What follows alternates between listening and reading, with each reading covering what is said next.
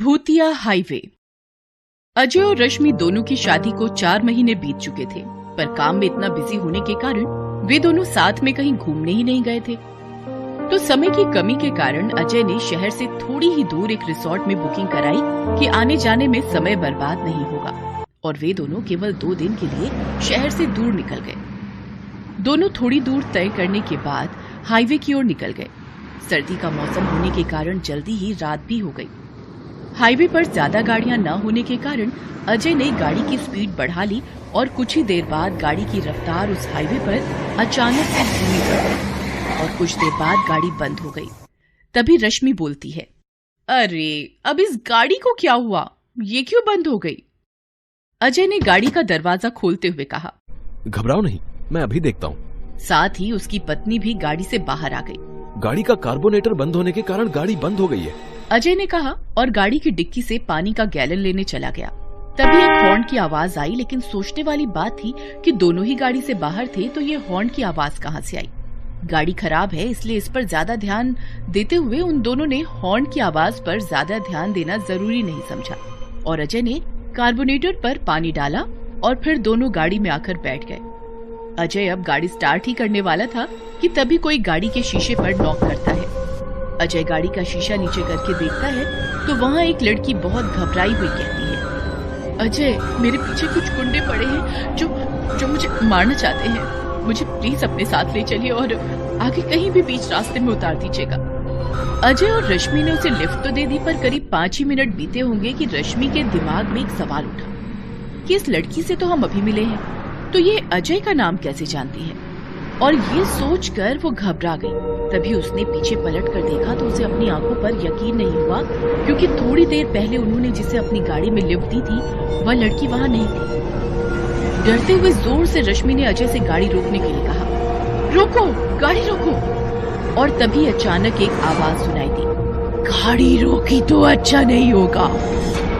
अब रश्मि और अजय दोनों ही बहुत ज्यादा घबरा गए। रश्मि डर से और चीखते हुए, गाड़ी रोको अजय, अभी गाड़ी रोको।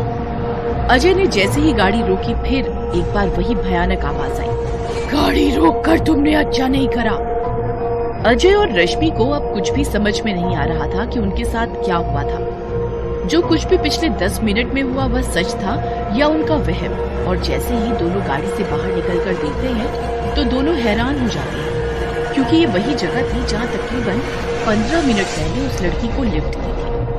अजय और रश्मि इससे पहले कुछ समझ पाते उन्हें फिर एक जोरदार आवाज सुनाई दी, पर जो एक ट्रक थी उसी आवाज के साथ उन्हें ऐसा लगा जैसे वो किसी सपने से जागे हो। और तभी वो अपनी गाड़ी में बैठे और वापस घर की ओर चलती है। घर वापस आते समय अजय ने रश्मि को इतना डरा हुआ देखा तो उसका ध्यान उस हादसे से मिटाने के लिए कहता है, रश्मि अब तो बहुत भूख लगी है और तुमने भी सुबह से कुछ नहीं खाया रास्ते में। कोई ढाबा मिलता है तो हम दोनों कुछ खा लेंगे।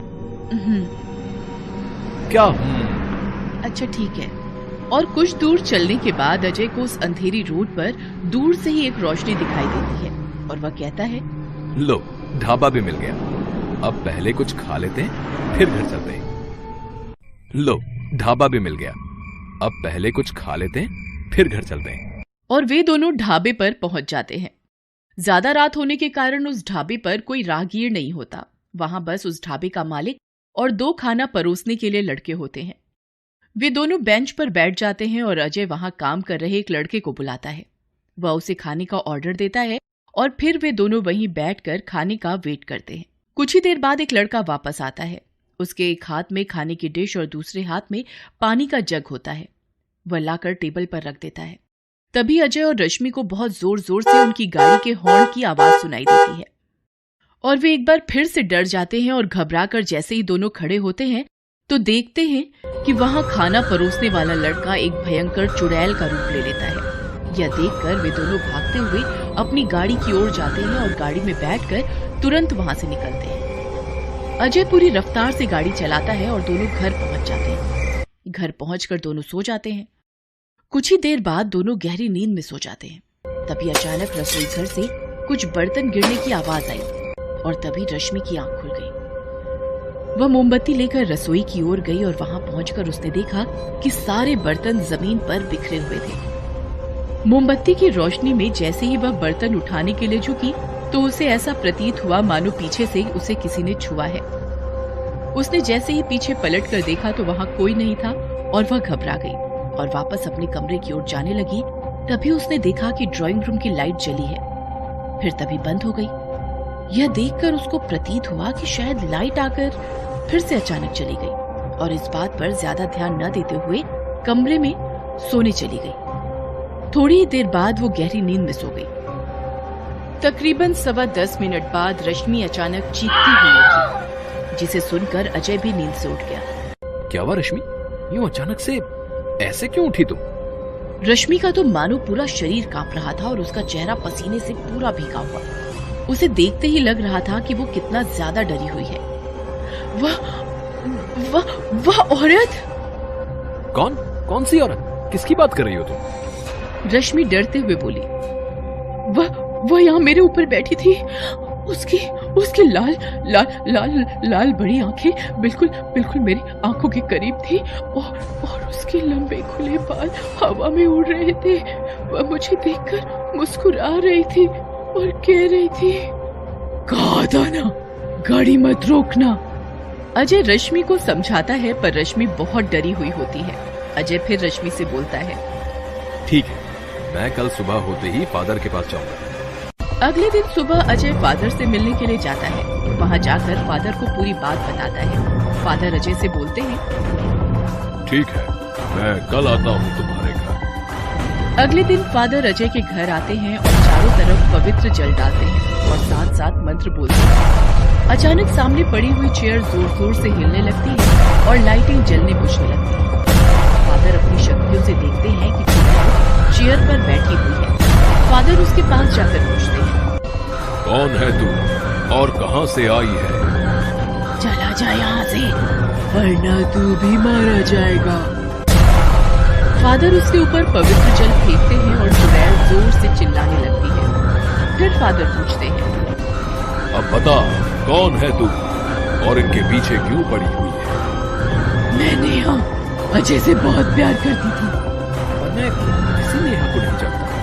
पिछले जन्म में हम दोनों एक दूसरे से बहुत प्यार करते थे, लेकिन हमारे घर वालों को हमारा प्यार बिल्कुल भी पसंद नहीं था। इसलिए हम दोनों ने खुदकुशी कर ली थी, क्योंकि तुम्हारा अंतिम संस्कार पूरी रीति रिवाज से हुआ था। इसलिए तुम्हारा जन्म दोबारा हो गया और मैं तुम्हारे इंतजार में 25 सालों से भटक रही हूँ। ये सब सुनकर अजय और रश्मि के होश उड़ गए। फिर चुड़ैल बोलती है, चलो अजय, अपनी दुनिया में जहाँ सिर्फ हम दोनों होंगे। नहीं, मैं नहीं आऊंगा और मैं सिर्फ रश्मि से प्यार करता हूँ और उसके साथ ही रहूंगा। ये सुनकर चुड़ैल जोर जोर से चिल्लाने लगती है और इधर उधर घूमने लगती है। चुड़ैल दोबारा बोलती है, नहीं, तुम सिर्फ मेरे हो। चुड़ैल गुर्राते हुए अजय की तरफ अटैक करने लगती है। तभी फादर उसके ऊपर पवित्र जल डालते हैं और मंत्र बोलने लगते हैं। In the name of God, God will save you. In the name of God, God will save you. इससे चुड़ैल की शक्तियाँ कम होने लगती हैं। तभी फादर चुड़ैल की आत्मा को कांच के बॉक्स में बंद करके अपने साथ ले जाते हैं। उसके बाद अजय और रश्मि अपने घर में खुशी खुशी रहने लगते हैं।